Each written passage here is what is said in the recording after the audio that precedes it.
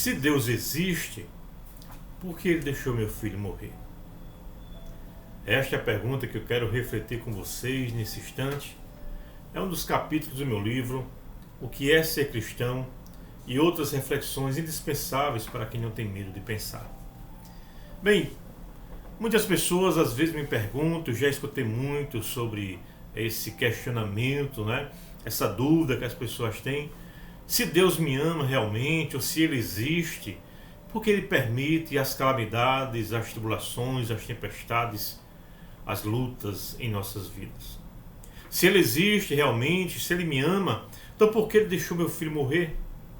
Meu filho era uma pessoa tão boa, meu filho era um ser que eu esperei tantos anos para poder ter, e de repente, de uma hora para outra, ele perde a vida. Será que Deus não poderia ter evitado esta tragédia? Permita-me ler um pouco este capítulo. Eu escrevi esta reflexão e este capítulo baseado numa história que todos nós ouvimos falar, que já aconteceu há alguns anos. É uma tristeza muito grande. Será que Deus existe? Todos os dias faço uma oração pedindo a Deus que eu acompanhe nas viagens. Entro no carro, no avião e faço uma oração. Eu não estava com Ele ontem? Será que Deus existe?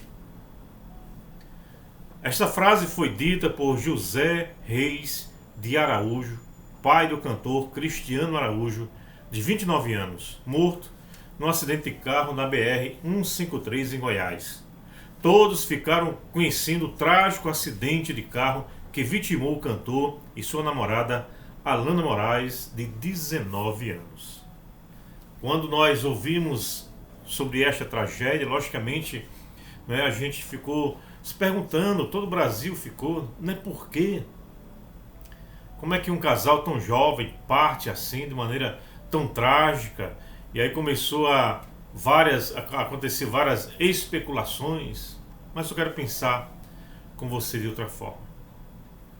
Quando algo acontece, como a perda de um filho, às vezes nos perguntamos por quê? Mas o que realmente está em nossos corações é porque eu, Deus. Não é verdade? Eu tenho uma filha, graças a Deus ainda não passei por esta situação, mas eu sei que muitos fizeram e fazem esta pergunta quando algo de grave acontece. Por que eu, Deus?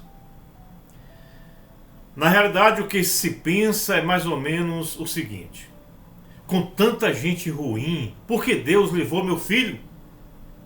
Quando Deus permite que tragédias nos atinjam, frequentemente ficamos com raiva dele. Claro que quando acontece com os outros, parece que está tudo bem. Mas quando é com a gente, temos a impressão de que ele perdeu o controle, não nos ama como disse, ou deixou de ser soberano, deixou de ser Deus, deixou de ser Senhor. Como é que Deus, que diz que é todo poderoso, não pode impedir uma tragédia como essa? E aqui eu quero abrir um parênteses. Também recentemente, há algum tempo agora,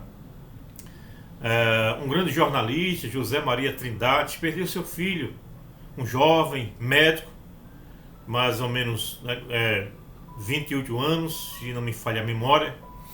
Alguém com menos de 30 anos, que estava aí no começo da sua profissão, dedicando a sua vida a salvar outras vidas. Ele vinha de um atendimento e a ambulância da SAMU que ele estava, bateu numa carreta, num caminhão, não lembro agora, mas o que aconteceu foi que ele veio a falecer, passou alguns dias ainda internado, mas veio a falecer. E quando eu ouvi essa notícia, me lembrei desse texto. E José Maria Trindade é um jornalista que eu pelo menos admiro, uma pessoa de bem, uma pessoa sensata. O filho, uma pessoa de bem, um trabalhador, jovem, noivo, enfim. E aconteceu essa tragédia, e aqui eu me congratulo com ele, com José Maria Trindade, toda a sua família. Deixo aqui as minhas mais sinceras condolências, as minhas orações para que você possa se restabelecer, como também toda a sua família. E eu sei que José Maria crê em Deus, mas às vezes nós ficamos a perguntar: por que Deus? Bem, fecha parênteses. Continuando, o texto diz assim: Deus nos amar, preste bem atenção nisso. Deus nos amar não significa que Ele não permita que soframos. Deixar sofrer não significa amar menos. A Bíblia fala de homens de homens de bem, homens de Deus, pessoas que Deus amou, que passaram por tragédias inimagináveis. Um deles foi Jó. Ele, em um só dia, perdeu todos os bens que possuía, além de 10 filhos que ele tinha. Já imaginou você perder 10 filhos num dia só? Está em Jó, capítulo 1, verso 18 e 19. Já imaginou isso? Numa mesma hora, saber que todos os filhos morreram? No entanto, ao invés de reclamar ou ficar com raiva de Deus, ele se humilha e diz algo tremendo. Ele diz: nu deixei o ventre de minha mãe e nu partirei da terra.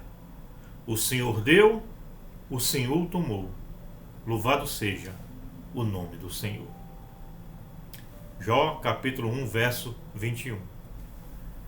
Claro, é claro que doeu. Claro que ele ficou triste, mas não é porque estamos em trevas que a luz deixa de existir. Claro que as tragédias acontecem, claro que a dor é imensa. E talvez você que passou ou que está passando por esse tipo de tragédia, vai carregar essa dor pelo resto da sua vida. Com Jó não foi diferente.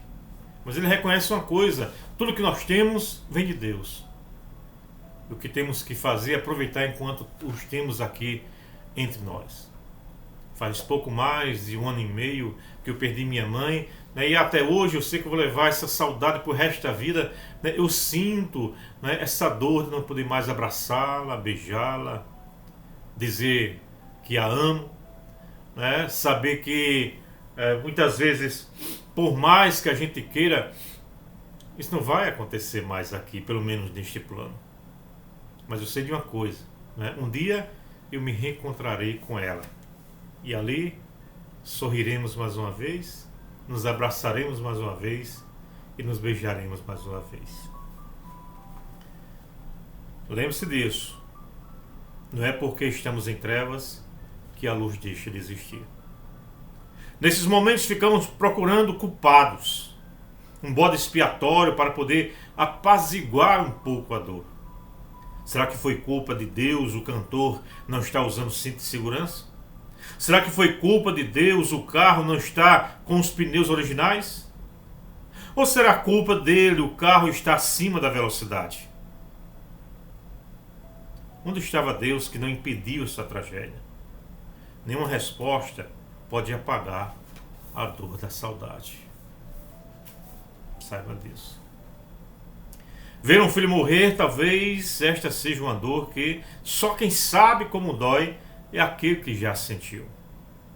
Deus sabe o que é isso. Ele também perdeu um filho.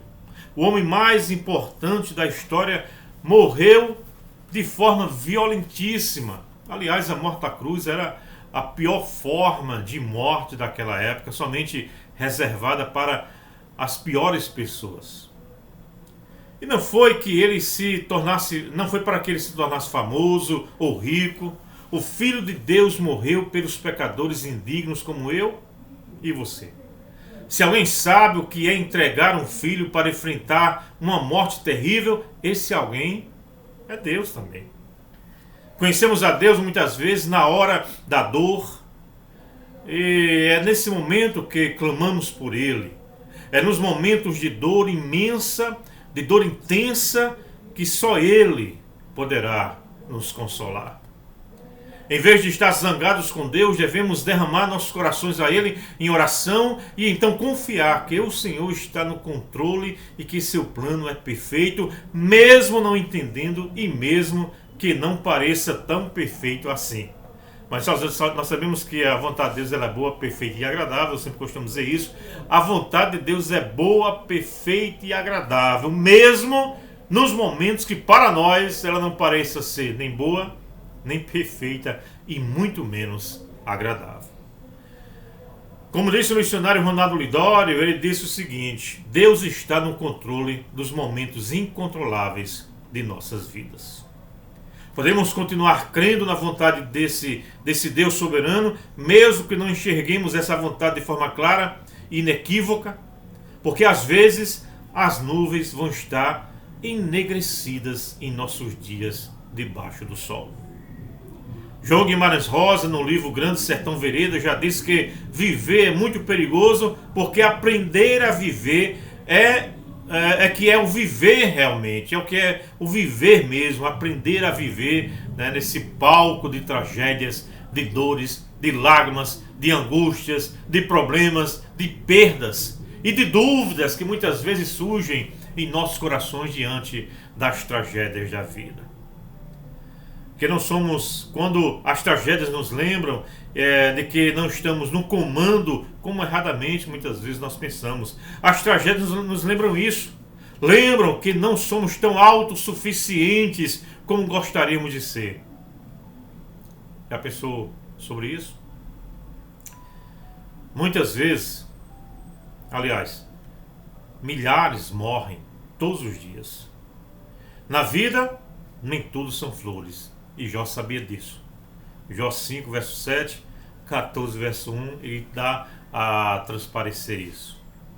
Quantos pais perderam seus filhos hoje? A morte é uma realidade para todos, mas não é porque ela existe que deixaremos de aproveitar o dom da vida que o Eterno nos deu. Toda dor pode se converter em riso, enquanto mantemos a esperança naquele que ordena as tempestades. Então, ele se levantou, repreendeu o vento e ordenou ao mar: aquieta-te, silencia-te. E logo o vento serenou e houve completa bonança. Está em Marcos 4, verso 39. Espere sempre no Senhor, porque a tempestade passará, a bonança chegará e o sol voltará a brilhar. A você, meu amigo José Maria Trindade, que eu não conheço pessoalmente, mas o amo como se fosse meu pai também. E como um pai, também sei ou imagino ser o que você está passando.